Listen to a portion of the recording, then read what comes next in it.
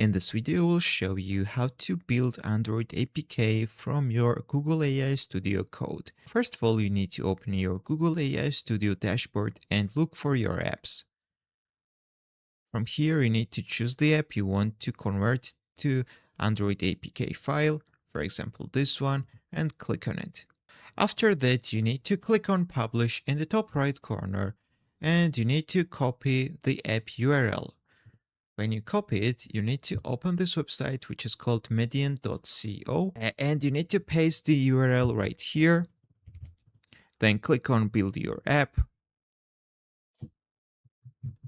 You need to name your app, and you need to write your valid email address. Then click Start Building My App. Wait from few seconds to few minutes until this green line goes to the end. Then you need to scroll a little bit down and click on the download button right here. Then we need to choose APK, Android APK right here, click on build, wait a few seconds again, and then press on the download button and download the APK file. So that's how you can convert your Google AI Studio code into APK file. If this video was helpful for you, don't forget to click the like buttons and don't forget to subscribe.